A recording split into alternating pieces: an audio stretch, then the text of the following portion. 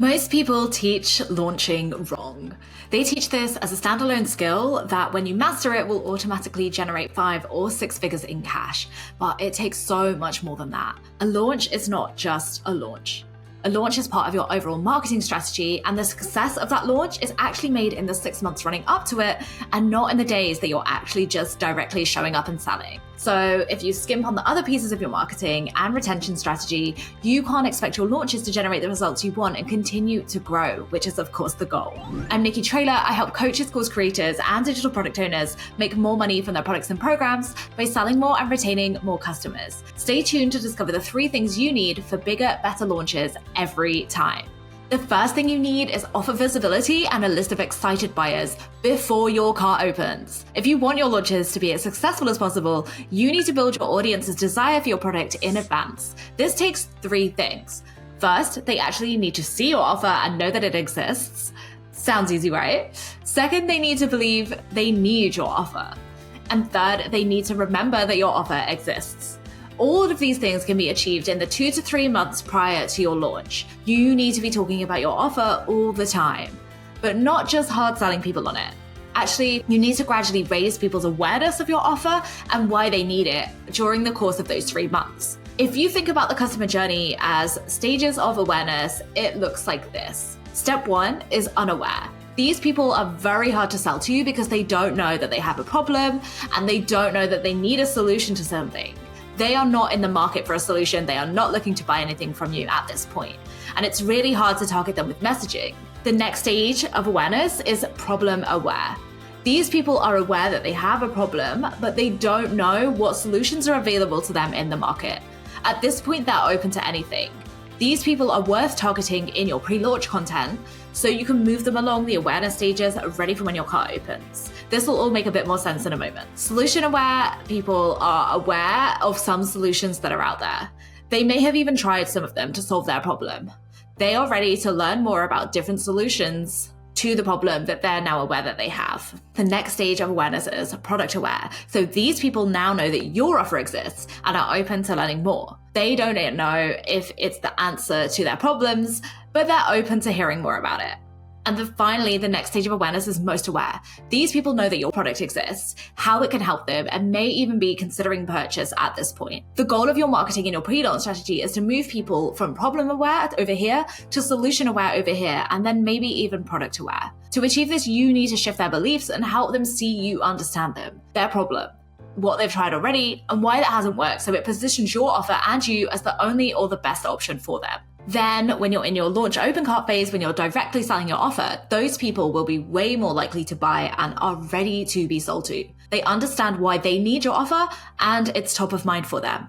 If you skip these steps first, you have way less people in your audience who may be ready to buy because a lot of them will still be at that problem aware stage. So your sales in your launch may feel slow. The next thing you need is a warm audience who believe in you and believe in themselves.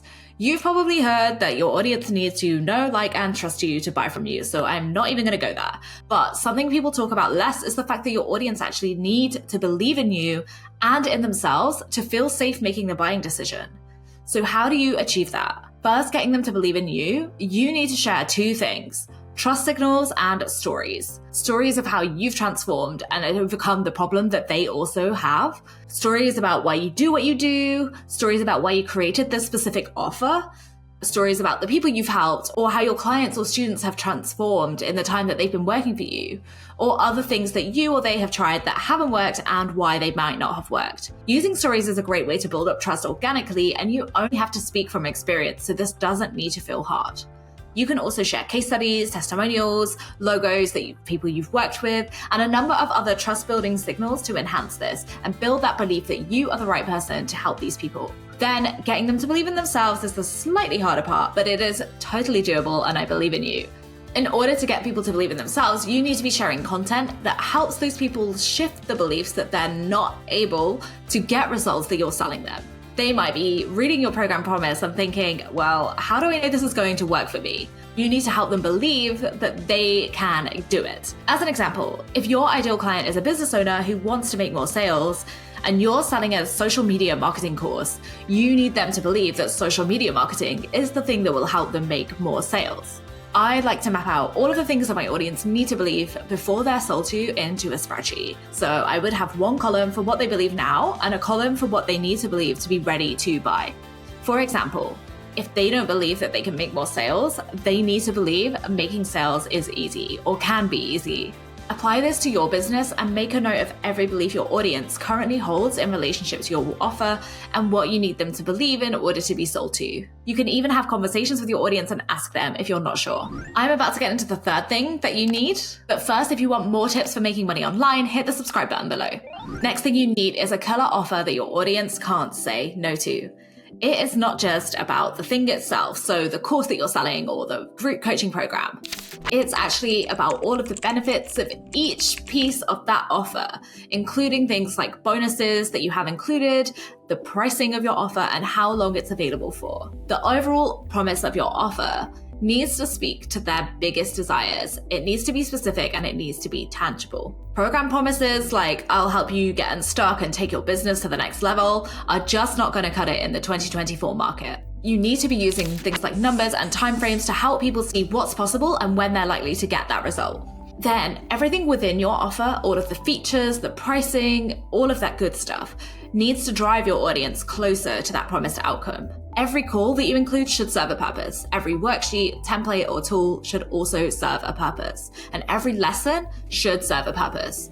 Don't add stuff to pad it out and increase the value because people are busy these days. They don't have time to be diving into something that's full of fluff. Your course, your program, or whatever it is that you're selling should only be packed with the things that lead them to getting the result that you're promising them and nothing more. And then your bonuses can actually be additional things, but to make them super effective and persuasive, the ideal way to use bonuses is to actually help fight sales objections. So, for example, if you're selling a course on selling on social media, you may want to include Canva graphic templates so people don't have to worry about putting your program into action by designing really nicely put together templates from scratch. If you sell a weight loss program, you might include an additional module or class that teaches people how to maintain and sustain their results once they reach them, so they don't get the result and then yo-yo back to their previous weight. Think of reasons your audience might not buy, or ideally ask them, and then include bonuses that combat those exact objections. That's how you create an offer your audience can't say no to. Having all of these things in place before you launch will help make those sales feel so much easier